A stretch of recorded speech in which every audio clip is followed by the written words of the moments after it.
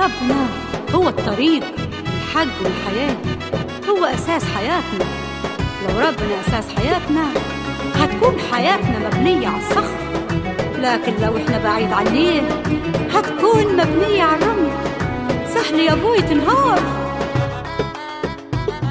العاقل يبني بيته على الصخر يا ابوي وياك، والجاهل بنى بيته على رملة الهلاك. العاقل يبني بيته على الصخر يا ابوي وياك، والجاهل بنى بيته على رملة الهلاك.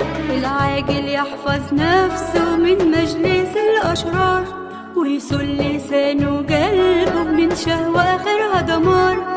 والعاقل يحفظ نفسه من مجلس الأشرار، ويسل لسانه وقلبه من شهوة آخرها دمار، من شهوة آخرها دمار. العاقل يبني بيته على الصخر يا ابوي وياك، والجاهل بنى بيته على رملة الهلاك. العاقل يبني بيته على الصخر يا ابوي وياك، والجاهل بنى بيته على رملة الهلاك.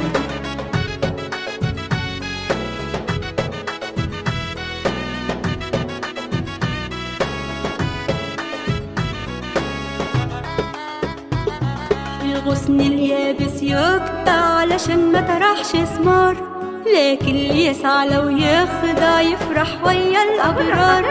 الغصن اليابس يقطع علشان ما طرحش ثمار، لكن اللي يسعى لو يخدع يفرح ويا الأبرار، يفرح ويا الأبرار. العاقل يبني بيته على الصخر يا ابوي وياك، والجاهل بنى بيته على رملة الهلاك. العاقل يبني بيته على الصخر يا ابوي وياك، والجاهل بنى بيته على رملة الهلاك.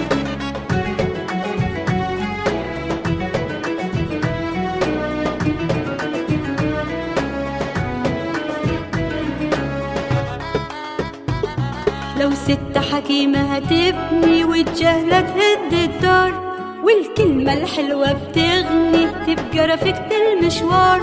لو ست حكيمة هتبني والجهلة تهد الدار، والكلمة الحلوة بتغني تبقى رفيقة المشوار، تبقى رفيقة المشوار.